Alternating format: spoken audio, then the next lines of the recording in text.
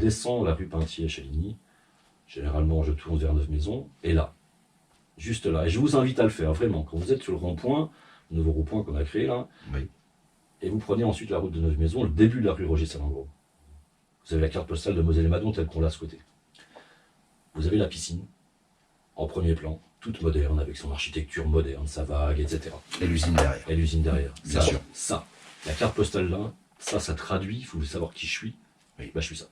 Bonjour et merci d'être avec nous aujourd'hui sur TV d'ici. Nous avons l'honneur, la chance, le privilège de recevoir un acteur principal de la vie locale sur la communauté de communes de Moselle et Madon, puisque nous recevons le président de la communauté de communes Moselle et Madon, Philippe Pinault. Bonjour. Bonjour Frédéric. Merci d'avoir répondu à notre invitation. Et pour celles et ceux qui ne vous connaissent pas, en quelques mots, quel est votre parcours ? Parcours à la fois atypique et classique. Oui. Je suis un gamin d'ici, hein, je suis natif de Chaligny déjà.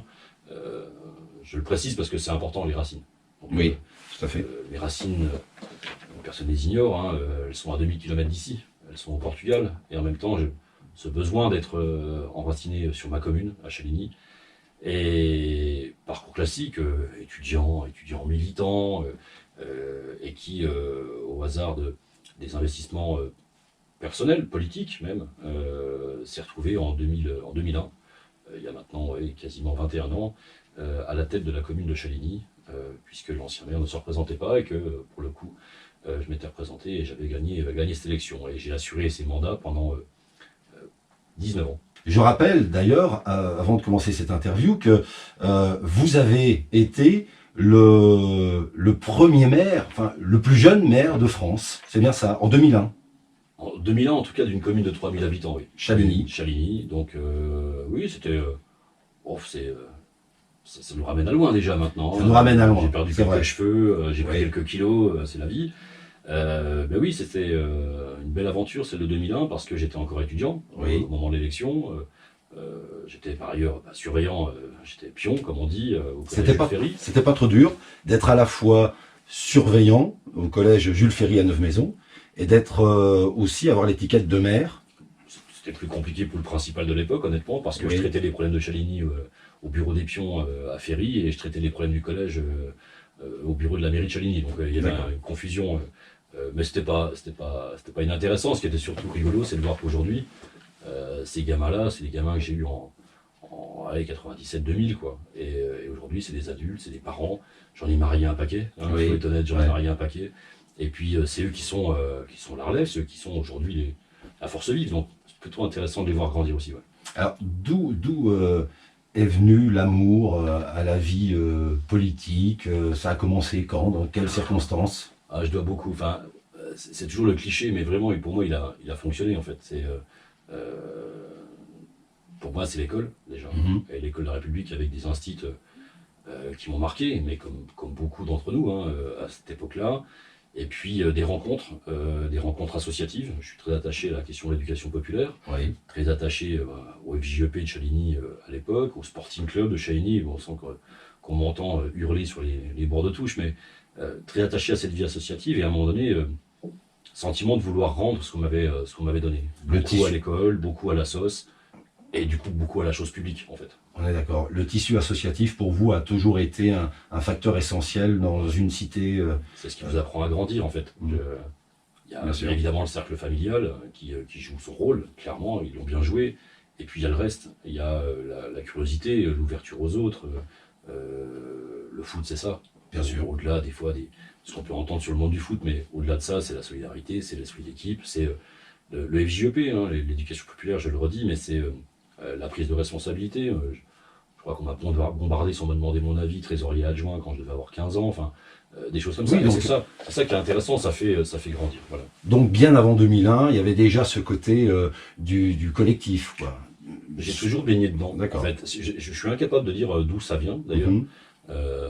Sans doute par mon père, parce qu'il était impliqué, il était sapeur-pompier volontaire, baigné un bénévole au comité des fêtes, donc j'ai baigné un peu dans tout ça, mais je n'arrive pas à savoir si c'est ça qui m'a dit vas-y, engage-toi, fonce. Alors, c'est le fruit de plusieurs choses. Je me souviens d'une institut, paix à son âme, elle est plus de ce monde, mais la fille du domino, comme on dit à Chaligny, quoi. Oui. La fille du grand militant syndical, qui était mon instit de maternelle et qui, quand j'avais 17-18 ans, m'a amené à un meeting D'accord. politique, le meeting politique de Michel Dinet. Oui. On est en 93. On est en 93. Et parce que c'est mon instit, j'ai pas le droit de lui dire non, je sais pas où je vais, il faut être honnête. Je sais pas où je vais à cette réunion. Mais vous y allez. Mais j'y vais parce qu'elle Ouais. m'a demandé, je peux pas lui dire non. Oui. Et je me retrouve à Valcourt. Mhm. Je me rappelle, il y avait Bernard Kouchner qui était là, je m'en foutais de lui. Par contre, il y avait un gros monsieur. Oui. Il y avait un gros monsieur qui parlait que j'avais jamais vu de ma vie, et c'était Michel Dinet. C'est peut-être là. C'est peut-être là. Quel chemin parcouru depuis, puisque 2001 vous êtes maire, mais vous êtes devenu président de la communauté de communes de Moselle et Madon, regroupant, comme je l'ai dit en préambule de cette interview, regroupant 19 communes. Le plus dur, c'est quoi en fait? C'est d'être maire d'une commune ou de gérer, entre guillemets, 19 communes. Bah, les deux, mon capitaine, parce que on n'est pas sur les mêmes sujets. Oui. Quand on est maire, on est confronté au quotidien des gens, dans les joies, dans les peines. Oui. On est confronté à la problématique de la proximité, du local. Finalement, c'est assez intime en fait. Oui. Il y a un rapport à l'intime, à l'affect. Je t'aime, je te déteste. Mais c'est pas grave, mais il y a un rapport à l'affect. Une communauté de communes, c'est différent. C'est l'organisateur, c'est les grandes politiques, c'est même des politiques des fois qui sont invisibles. Ce qu'on fait en matière de développement économique, ça se voit pas. Et pour autant, c'est essentiel. C'est Bien sûr. essentiel vraiment. Les questions de transport, de mobilité, les sujets environnementaux, tout ça, c'est une communauté de communes. Mais je suis très attaché quand même au rôle du maire. Le maire, c'est le phare quand il y a un souci. Moi, je me mets à la place, vous voyez, d'un habitant. J'habite Lyon, je déménage de Lyon où... Va pour Lyon, va pour Lyon. on part pour Lyon. Je quitte le Rhône-Alpes et j'arrive ici sur Moselle et Madon, sur une des 19 communes. Je ne connais pas le fonctionnement entre la mairie et la communauté de communes de Moselle et Madon. Alors, quelle est la différence? Quel est le travail? Quelle est la limite de la mairie? Et à quel moment vous prenez le relais? Frédéric, on va essayer de faire un exercice, puisque c'est un scénario qui est posé. Je vais sur le scénario. Donc vous, le Lyonnais, Oui. vous arrivez sur Moselle et Madon avec votre famille. Ouais. On va regarder, votre quotidien. Mhm. Le matin, vous vous levez, vous prenez une douche, c'est Moselle et Madon. L'eau et l'assainissement, D'accord. c'est de la compétence de Moselle et Madon. Notre travail à nous, à l'échelle de 30 000 habitants, c'est pas facile à faire, hein, c'est encore cassé au point central hier matin, mais notre boulot à nous, c'est d'assurer la livraison de l'eau potable, de qualité, la qualité bactériologique, j'entends, Mhm. du 1er janvier au 31 décembre.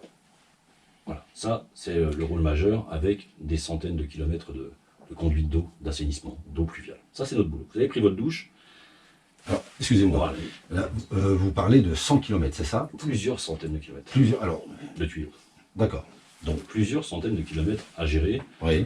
Je ne vais pas rentrer dans le détail de la pression, je ne vais pas rentrer dans le Oui. détail des approvisionnements, de la sécurité, des secours, etc., de l'eau calcaire, parce que vous arrivez de Lyon, vous arrivez sur un territoire qui est déjà construit, vous arrivez dans une Oui. géographie, vous arrivez dans une géologie. Mhm. Notre eau, elle est calcaire, pour la simple et bonne raison, c'est qu'on est dans un plateau calcaire, on est dans une vallée encaissée, celle de la Moselle.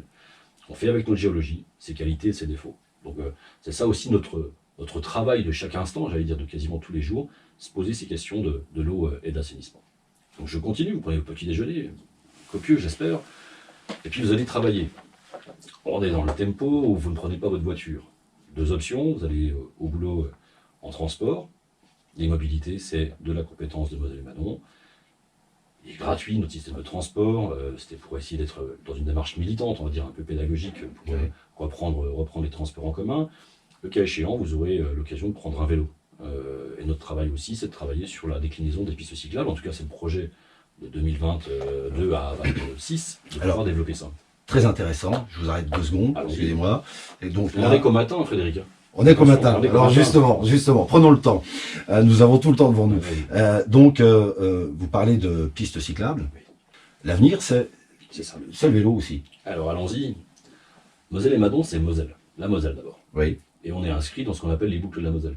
Oui. Vous savez, encore une fois, il faut revenir sur la géologie, mais j'adore mon territoire, donc je le raconte. La Moselle vient du sud, Oui. et arrivée à Richard-Ménil, on ne sait pas ce qui lui arrive. Elle ne veut pas aller à Nancy. tourne à gauche, et elle arrive, en faisant quelques boucles, elle arrive par Richard-Ménil, par Messin, par Neuve-Maisons, Chaligny, Maron, et elle file vers Toul, et elle se rebranche ensuite, où elle reprend un chemin dit classique, à Frouard, et elle remonte vers le nord. C'est ça notre vallée.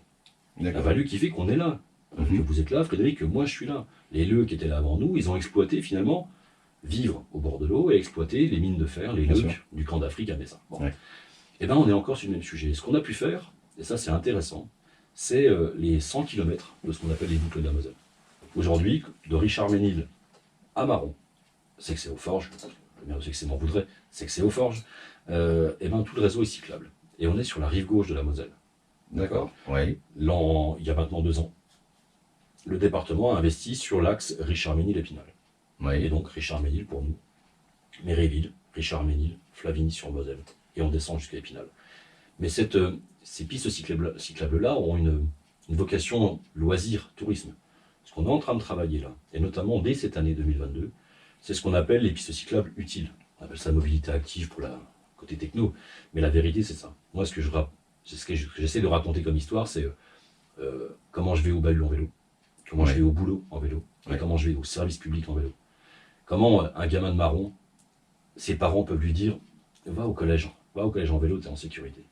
Et on va travailler ça dès cette année. Je pense que le projet va pouvoir démarrer en 2022, sans doute à l'automne, pour pouvoir réutiliser la vieille piste ferrée qu'on a connue, enfin que nous avons connue tous les deux au moment du fret avec l'usine, etc.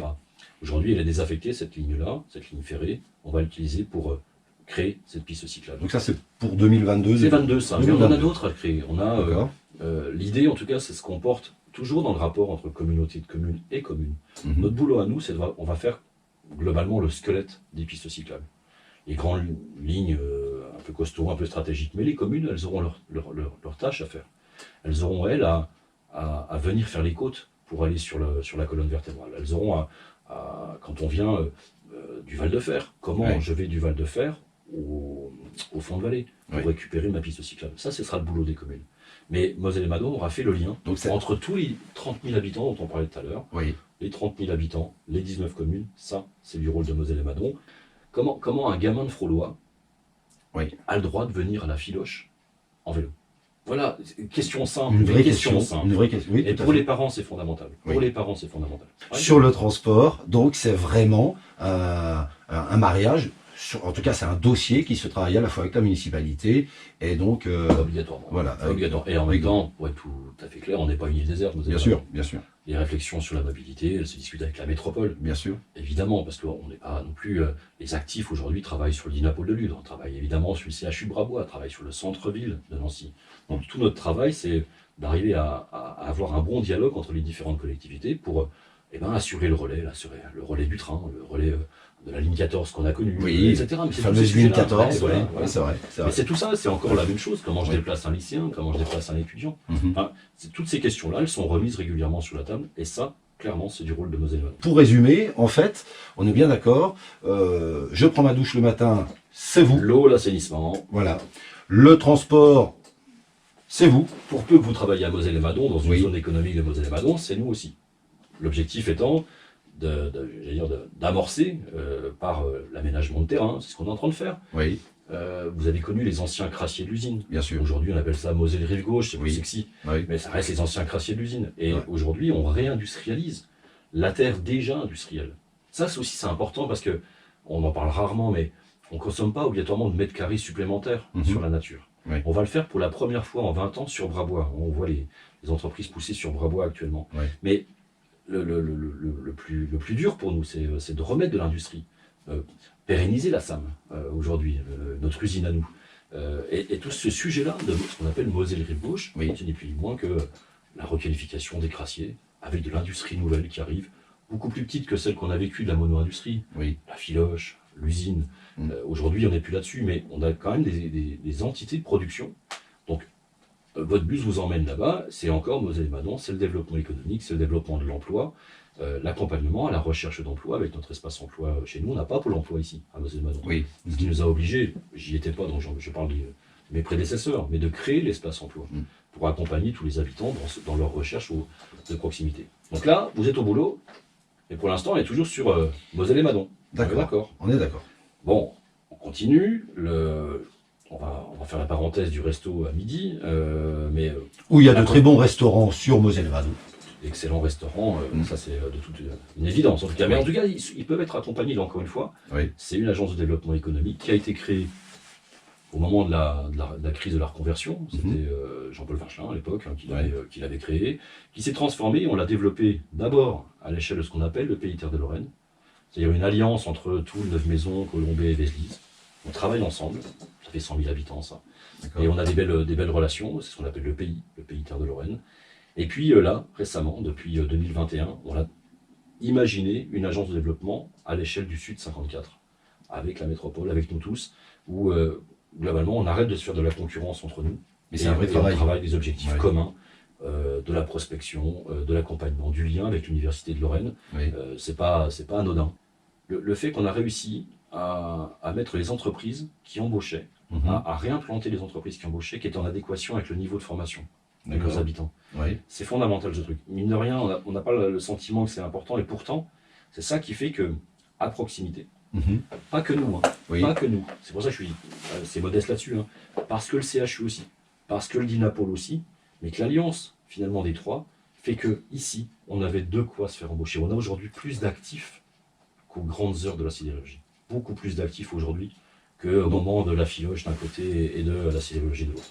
Donc, le resto, nous sommes le midi, il y a des restos, des bons restos sur Moselle-et-Madon d'ailleurs. Et d'excellents restos, d'ailleurs, des restaurants qui sont aussi dans une vision touristique des Bien choses. sûr. On a notre quotidien, Oui. on va pas citer le nom des restos qu'on fréquente, mais il y a aussi le fait qu'ils soient connus à l'extérieur. Donc cette entrée touristique, là encore, c'est du sujet de Moselle-et-Madon. D'accord. Vous voyez, donc on est encore sur cette adéquation entre commune et communauté. Donc, c'est le midi, je suis dans un resto, et puis je repars travailler sur Moselle-et-Madon, et notamment, fin de journée, Allez, fin de journée. il y a les ordures, À la fin- la poubelle. Déjà, alors, Bah oui, je quitte mon bureau. moi je vous demande de les sortir les matins, mais c'est pas grave. Pardon. Mais c'est pas grave, sortons-la l'après-midi. Ouais. Mais allez, les ordures ménagères, Oui. alors c'est pas que du Moselle-et-Madon. On s'est associé aux copains de Colombey. Donc c'est à la fois la C'est-à-dire petite commune de Colombey, Oui, 10 000 habitants, d'accord. et en fait on a rationalisé un service sur 40 000 habitants. Ok. Mais on est sur une démarche très particulière. La déchetterie, c'est Moselle-et-Madon. Oui, La pointerie sur des Intermarchés, c'est Moselle-et-Madon. Et puis tout le ramassage. Tout le boulot invisible en fait. On d'accord, se pose jamais la question, je sors ma belle dans le matin, elle est ramassée, tout va bien, bien sûr. etc. Et puis il y a le tri, et puis un outil qui a été mis en place, qu'on appelle la redevance incitative, qui fait que Alors, on juste- inverse la voilà. fiscale avec le... Juste un mot, la redevance, si vous pouvez expliquer.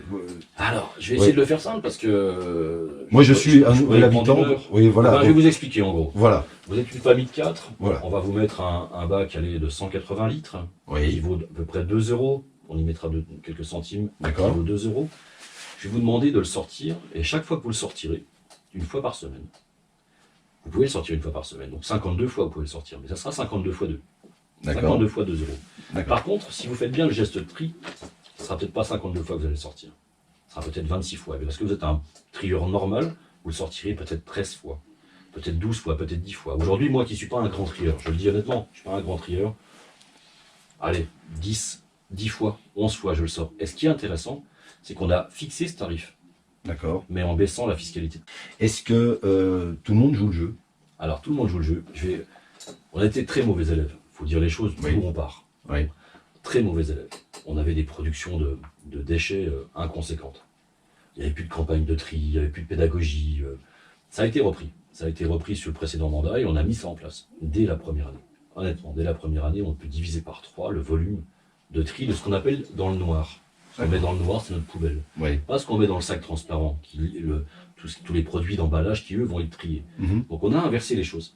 On a beaucoup moins de noir, on a divisé par 3, clairement, la production du noir, enfin du déchet Ouais. ultime, celui qu'on va brûler ou celui qu'on va enfouir. C'est ça qu'il faut avoir en tête. Et D'accord. c'est intéressant aussi que les habitants sachent, Bien sûr. quand je sors ma poubelle, elle va où? Eh ben, elle va au fond de la terre, quand on l'enfouit, ou alors on la crame à l'incinérateur de l'hydre.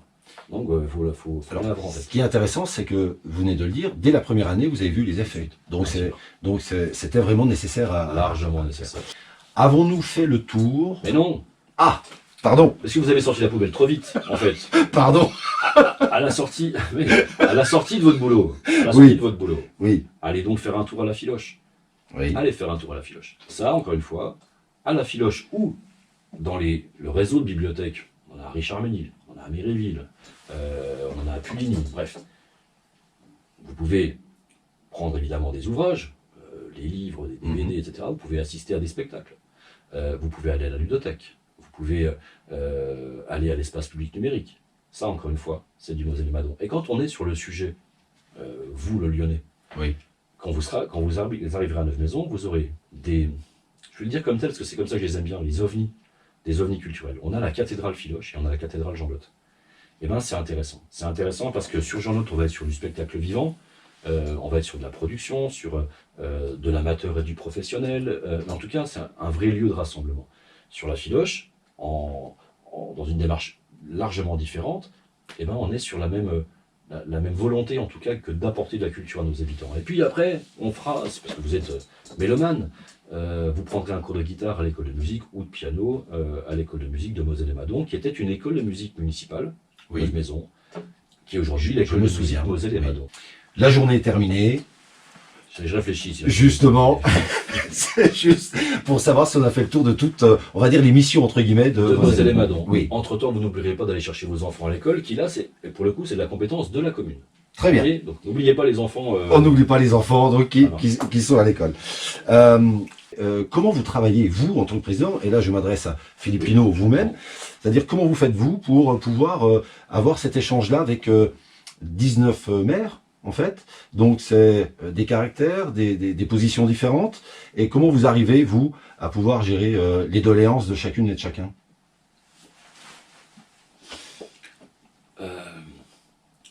L'arme absolue, en ce qui me concerne, c'est la conviction. C'est l'arme absolue parce que pour moi, c'est la seule. Parce que je suis convaincu, le seul argument que je peux donner, c'est ma force de conviction pour entraîner les collègues. C'est ça. Il n'y a pas de rapport, contrairement à un conseil municipal, il n'y a pas de rapport automatiquement d'autorité. De temps en temps, ça m'arrive, mais assez rarement.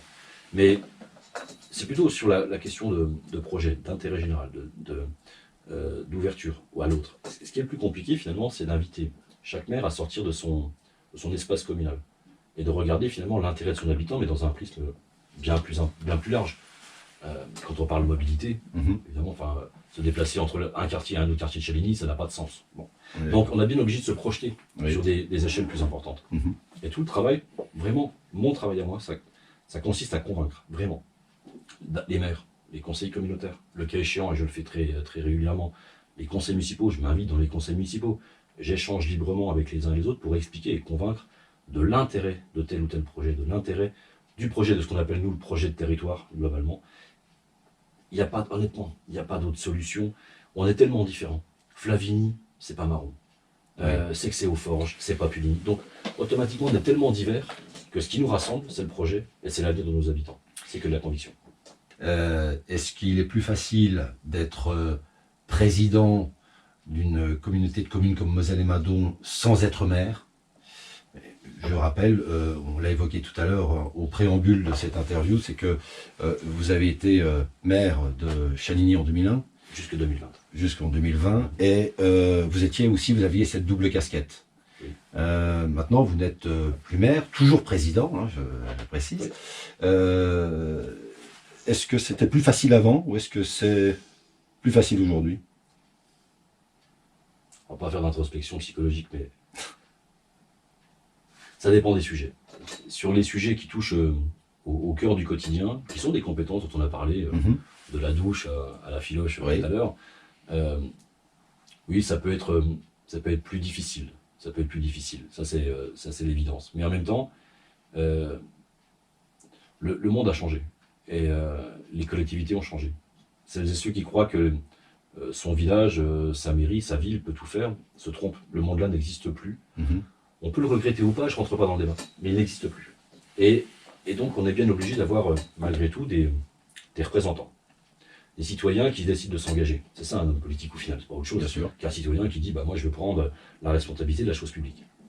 Eh bien, les sujets sont tellement vitaux et importants qu'on a bien besoin de ça, et bien besoin d'y passer du temps. Sincèrement, je pense que sur la fin du mandat précédent, la dimension communautaire a pris le pas.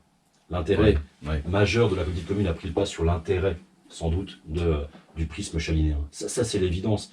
Et je le dis pas à regret, c'est un constat, parce qu'il fallait le faire. Quand aujourd'hui, je vous dis, je parle du port, de la problématique de l'import et de l'export, pour sauver nos boîtes, pour sauver notre emploi local, que je suis obligé d'emmener ça sur des visions d'exportation mondiale, que je m'intéresse à la question des approvisionnements en ferraille, Oui. Du débat entre la Turquie et les États-Unis, parce que ça va impacter notre cuisine, etc. On est vraiment sur des sujets vraiment fondamentaux et qui se jouent avec du lobby politique, du lobby ministériel, et ce temps-là, cette énergie-là, elle est mise d'une manière cachée. L'habitant ne le voit pas. L'habitant va voir le maire à la kermesse, à la brocante, etc. Oui. L'habitant ne va pas voir le travail d'un président de comité de commune qui est sur d'autres échelles. Elles ne sont pas meilleures. Je dis pas que c'est mieux ou pas mieux. C'est autre chose. C'est pour le invisible. quotidien. Mais ça agit sur la question du quotidien. Vous savez, on parlait tout à l'heure du début de votre journée, Fred, la douche. L'eau, c'est fondamental. Mais vraiment, c'est fondamental. On a ici, là, au Val de Fer, un potentiel énorme. Oui. Quand on parle d'environnement, quand on parle de la planète à préserver, etc., ma flotte, elle vient de là. Bien sûr qu'elle est calcaire. Je suis le premier à me faire engueuler quand la bouilloire est entartrée. Bon. Mais n'empêche que c'est notre eau. Et ça, c'est du travail invisible. J'ai un vice-président qui travaille corps et âme sur le sujet-là. Vraiment, quand on a une station d'épuration à une usine, parce que c'est une usine, la station d'épuration, pour éviter qu'on envoie nos saletés directement dans la Moselle. Tous ces sujets-là entraînent énormément de temps, énormément d'énergie pour comprendre les process, pour les mettre en œuvre, les développer.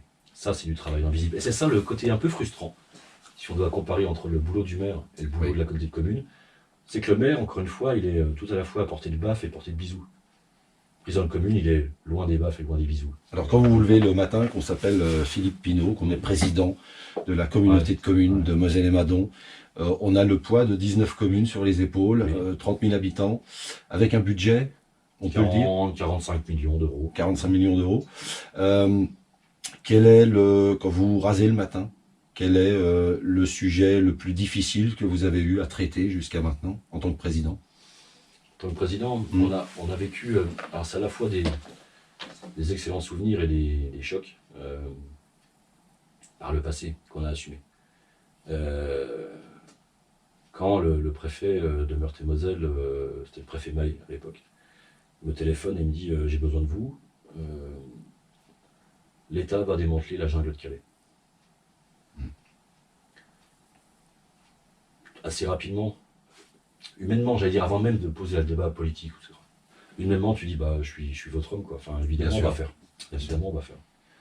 Et je raccroche avec les sueurs froides en me disant, mais qu'est-ce qui va se passer? Comment on va traiter le sujet-là? Et au final, incontestablement, c'est dans mes 10 rendez-vous majeurs de mes 22 dernières années, il y a ça. Je me souviens d'avoir réuni les maires. Le soir même, j'ai réuni les maires et je leur annonce la décision qui est la mienne. Et je leur demande leur avis. Unanimement, ce qui m'a vraiment le plus touché. Unanimement. Tout le monde dit, on est derrière toi, on y va, on va jouer notre rôle. Oui. Et on a accueilli avec, malgré tout, les autocollants que je voyais, je ne parle même pas des réseaux sociaux, mais les autocollants qu'on avait, enfin, c'était une minorité. Une minorité. Mais le problème, c'est que des fois, la minorité fait plus parler. Voilà, c'est ça. Et on a passé le cap. Et on a accueilli, je m'attendais à récupérer des Afghans. Du coup, j'ai récupéré 60 Soudanais. 60 Soudanais. Ils ont été reçus où? À quel endroit? À l'INRS. On les a logés à l'INRS, là où il y avait l'hôtel, l'hôtel de formation. On les a reçus. Mais ça, c'est quelques nuits blanches. C'est quelques nuits blanches parce que ça touche à l'humanisme, à qui on est en fait, clairement. Donc, je l'ai dit, j'ai répondu par réflexe au préfet. Mais après, d'ailleurs, on s'interroge, attention, comment ça va se passer? Et on a mis tout en œuvre pour que ça se passe bien. Et j'avais dit d'ailleurs à l'époque à la presse en disant, mais dès qu'on n'en parlera plus, c'est qu'on aura gagné. Dès qu'on n'en parle plus, c'est que c'est naturel. Et c'est devenu naturel en quelques semaines. Et l'élan de générosité que j'ai pu vivre ici, avec des habitants qui n'étaient pas parmi le cercle de mes amis au début, mais qui finalement, parce qu'on partage au moins cette humanité-là, vous ont aidé ça avec nous. Ça, c'est important. Mais si vous voulez l'anecdote la plus plaisante, quand je me lève le matin, j'allais vous poser la question. Après m'être rasé, je descends la rue Pintier à Chaligny. Généralement, je tourne vers 9 maisons. Et là, Juste là. Et je vous invite à le faire, vraiment. Quand vous êtes sur le rond-point, le nouveau rond-point qu'on a créé là, Oui. et vous prenez ensuite la route de Neuve-Maisons, le début de la rue Roger Salengro. Vous avez la carte postale de Moselle-et-Madon telle qu'on l'a à ce côté. Vous avez la piscine, en premier plan, toute moderne, avec son architecture moderne, sa vague, etc. Et l'usine derrière. Et l'usine derrière. Bien sûr. Ça, la carte postale là, ça traduit, il faut savoir qui je suis. Oui. Bah, je suis ça. Vous avez sur votre gauche la filoche, que j'ai eu la chance de pouvoir créer, la filoche. Et devant vous, sur votre pare-brise, vous avez, c'est quoi Moselle-et-Madon? Moselle-et-Madon, c'est ça. Travailler pour l'usine, travailler sur l'histoire du passé à développer pour l'avenir, et puis la piscine. Ça, voilà. Il y a un début, il y a une fin, comme dans Oui. toute belle histoire, C'est vrai. et que vous êtes élu. Alors justement, moi, j'arrive, je travaille tous les jours, je ne m'occupe pas du système politique, Tout à fait.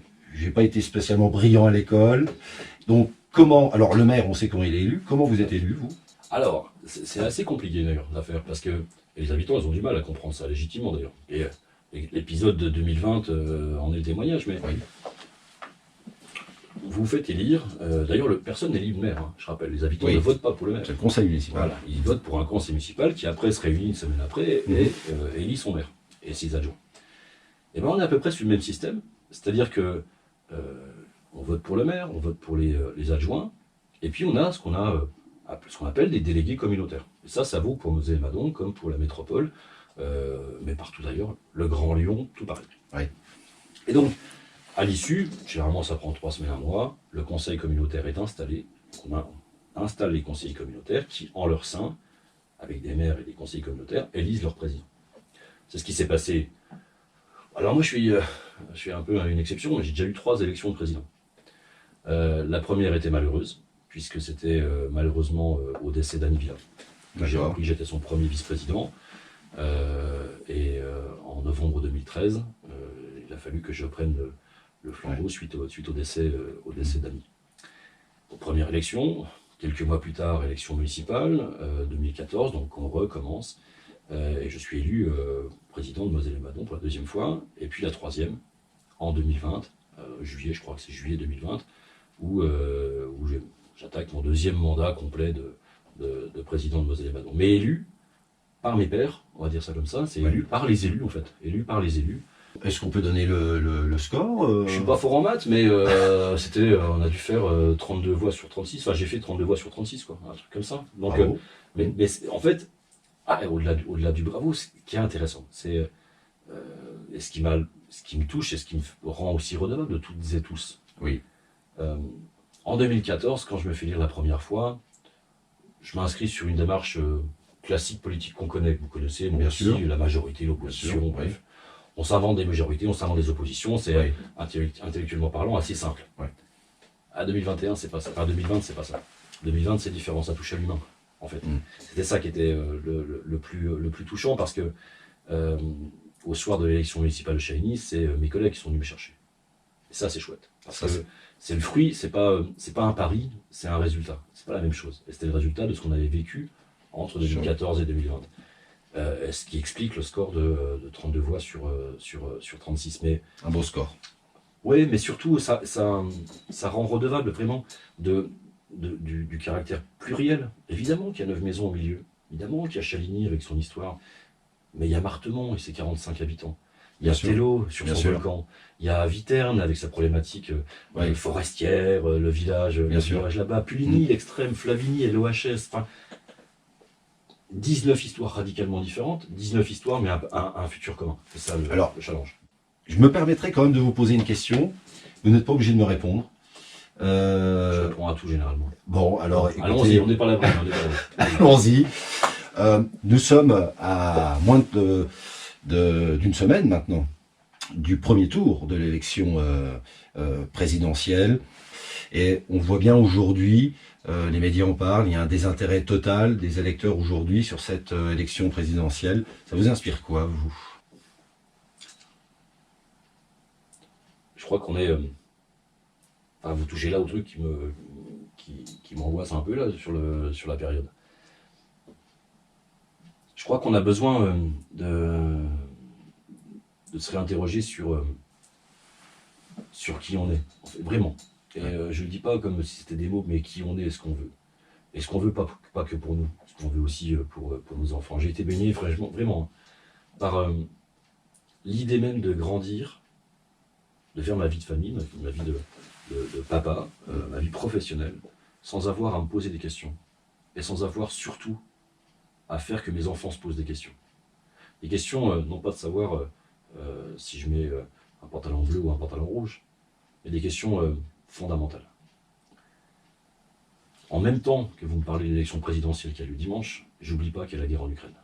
Tous les jours, depuis maintenant un mois, j'accompagne des réfugiés ukrainiens.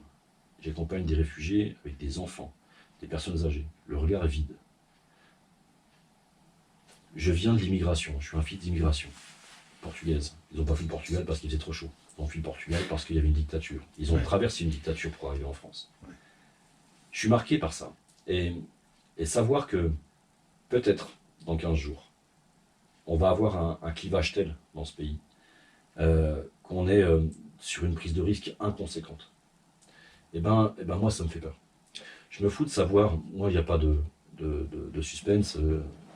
Membre du parti socialiste, j'ai été socialiste, militant socialiste, et je crois encore à l'idée là, dont acte. J'allais vous poser la question. Mais je suis, et ce que je vous disais tout à l'heure sur l'épisode de la jungle de Calais, elle a à Moselle-et-Madon, j'entends, elle a reposé les deux jalons.